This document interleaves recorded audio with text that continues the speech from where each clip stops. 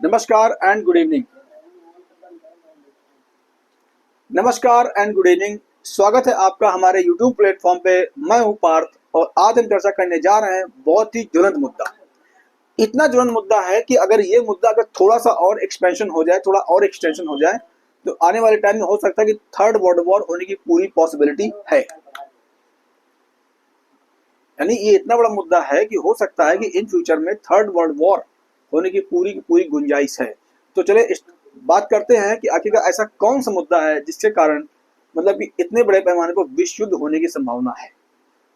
देखिए, अभी परसों इजराइल ने कतर पे अटैक किया है और जो इजराइल ने जो अटैक किया है कतर पे, वो जो अमेरिकी जो मतलब जो आर्मी बेस है उसके जस्ट नियरेस्ट किया है, बिल्कुल पास की बिल्डिंग में अटैक किया है।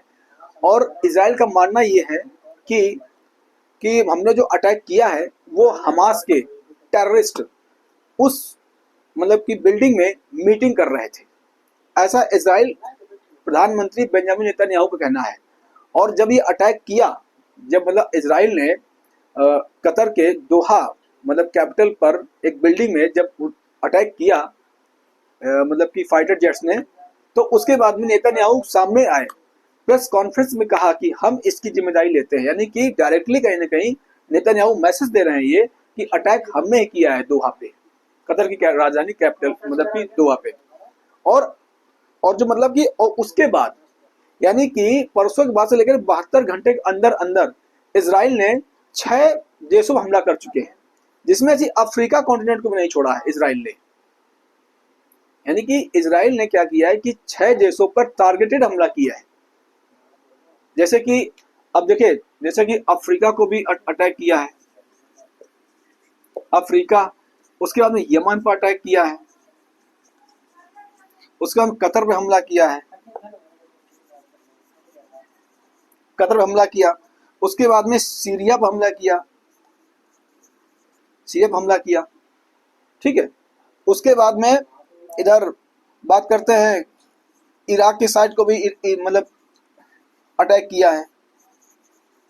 तो इस तरीके से मिला देखा जाए तो मतलब कि मतलब इजराइल ने 6 देशों पर लगातार मतलब कार्रवाई की है, लगातार बॉम्ब गिराए हैं अपने फाइटर जेट से।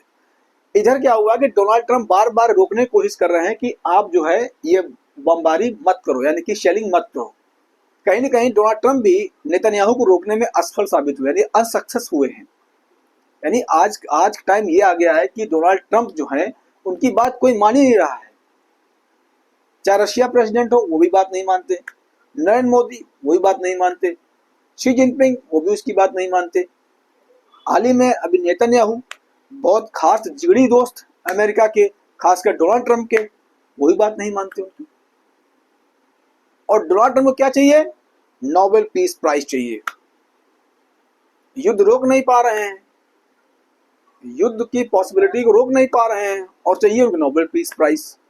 खैर, तो ऐसे में ये समय मतलब ऐसे में ये बड़ा इंपॉर्टेंट हो जाता है क्या मुस्लिम देश, जितने भी मुस्लिम देश हैं, खासकर वेस्टर्न और मिडिल ईस्ट कंट्री में, यानी कि वेस्टर्न एशिया और मिडिल ईस्ट एशिया में जो भी मुस्लिम राष्ट्र हैं, नेशंस हैं, क्या वो जुगलबंदी करेंगे? यानी कि एक साथ मतलब एक प्लेटफॉर्म पे आएंगे और इजराइल के खिलाफ कंडेम करेंगे या अटैक करेंगे या उसकी भर्त्सना करेंगे या डिमांड कुछ करेंगे यूएन से कि आप इनको रोकिए। खैर, वो मुद्दा मतलब कि फ्यूचर का है। लेकिन अभी जो जो फ्रेश न्यूज निकल के आई वो ये है कि पाकिस्तान के प्रधानमंत्री मिस्टर नवाज शरीफ वो कतर की राजधानी दोहा में ही हैं, और जो सऊदी अरब के जो प्रिंस हैं मिस्टर मोहम्मद बिन सलमान अल अहयाद, वो भी कतर की राजधानी दोहा में ही हैं।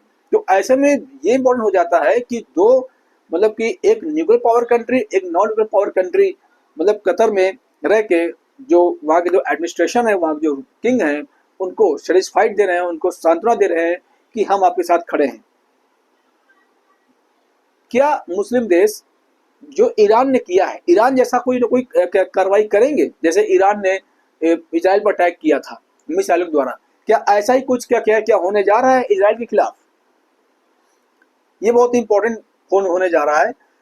अगर 6 देशों पर अगर हमला किया है इजराइल ने, तो क्या कहीं ना कहीं ये थर्ड वर्ल्ड विश्व की सुगबुगाहट है?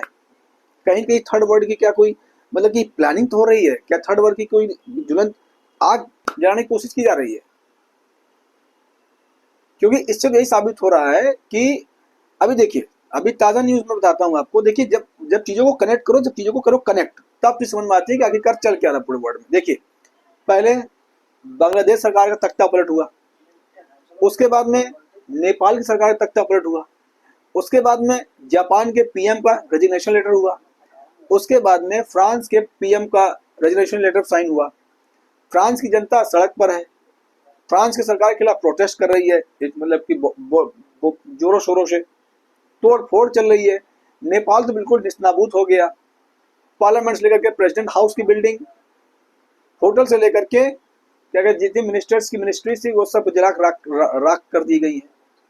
तो ऐसे में ये जो नेतान्याहू ने जो ये स्टेप उठाया है, क्या ये इन्होंने खतरा मोल लिया है, या हो सकता है कि किसी की प्लानिंग हो सकती है? क्योंकि इजराइल अगर इतने बड़े पर अगर हमला कर रहा है तो मतलब कि ये कोई ना कोई इसके पीछे हाथ रखे हुए है।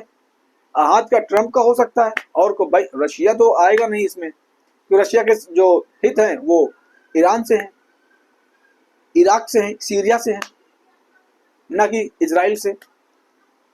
वहीं चाइना भी कहीं ना कहीं ईरान से और क्या कहते हैं कि सीरिया से नजदीकियां हैं उसकी। तो आने वाले टाइम में जो वर्ल्ड ऑर्डर है वो किस ओर जा रहा है, हम जो वर्ल्ड के लीडर हैं वो क्या करने में उतारू हैं, किस मंशा पर क्या करने में उतारू हैं, ये बहुत इंपॉर्टेंट होता जा रहा है। क्या यानी कि क्या पूरे मुस्लिम देश एक साथ आकर के जुगलबंदी करके क्या डायरेक्ट अटैक करेंगे इजराइल पर, जैसा कि ईरान ने पिछले महीने किया था? अटैक किया, बहुत जोर से अटैक किया, मिसाइलों से अटैक किया। तो अब आने वाला टाइम ये डिसाइड करेगा कि इजराइल साथ क्या होने वाला है और इजराइल जो है मुस्लिम देशों के साथ में क्या करने वाला है। ऐसे में इंपॉर्टेंट ये हो जाता है कि भारत की जो मतलब कि भारत किस ओर जाएगा, भारत की मतलब रिएक्शन क्या रहेगा, प्रतिक्रिया क्या रहेगी, ये देखने वाली होगी।